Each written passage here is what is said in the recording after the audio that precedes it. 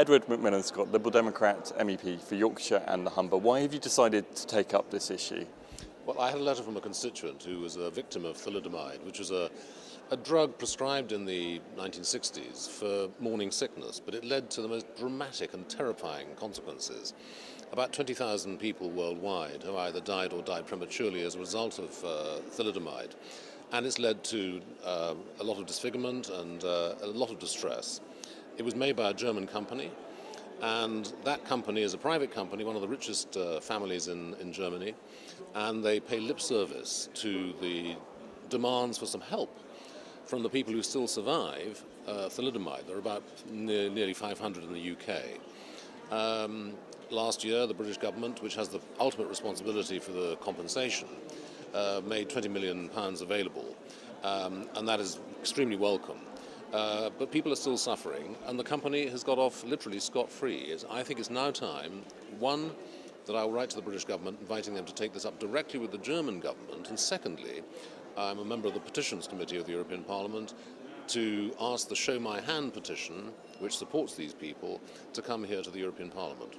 Well, I'll pick you up on a couple of those points in just a second, but why are you so convinced that there is a need for compensation? I understand the company's apologised. I understand the company also does provide some money to help people, but it's not compensation. Why do you think they need to go a step further, really?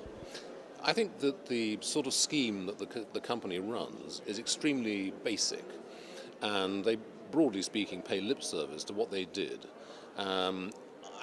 So, for example, somebody who needs a wheelchair can write and apply, they make an assessment, and they may or may not grant the money.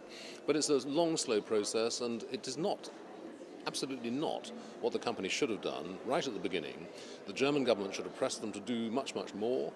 When these great scandals emerge, and involving the big pharmacological companies, they are insured against this sort of thing happening. And I think it's a test case.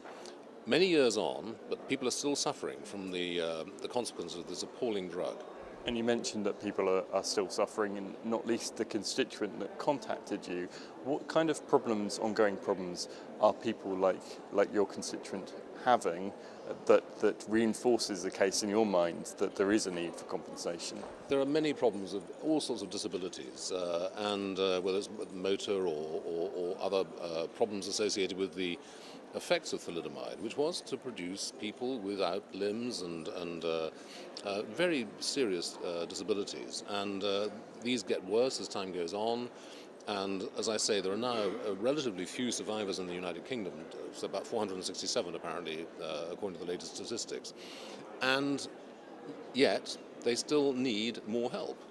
And it's now time for that government, the German government, to stand by the European citizens, and that's what these people are, who've been the victims of this horrible crime. Thalidomide was, I think, one of the greatest disasters of the medical profession and the pharmacological profession ever to have occurred. It's on a scale with Bhopal and others like that. I understand you've already written to the company. What kind of response have you had from them? That's obviously not been enough to convince you that this is being taken in hand. I knew before I got their reply what their reply would be, because I've been told you will get the standard reply. I did get the standard reply. I'm not satisfied with it. That's why I'm taking it up with the British government. I want them to address the German government directly about this German company. It's a private company owned by one of the richest families in Germany. They owe society, and especially the thalidomide victims, more money, more help, and more understanding, not just lip service. And finally, you also mentioned that you're going to encourage a group of survivors to come to the European Parliament. Just explain what the process is and how that could help in your view. The European Parliament Petitions Committee receives about 2,000 petitions a year, either from individuals or groups, and it examines those petitions. It addresses directly the people who it feels should be answering. And it's a process that's well established, and that is what I propose that the thalidomide victims who are still surviving should do. And in addition to the petition they've already raised, Show Your Hand, and we'll see how that process takes forward.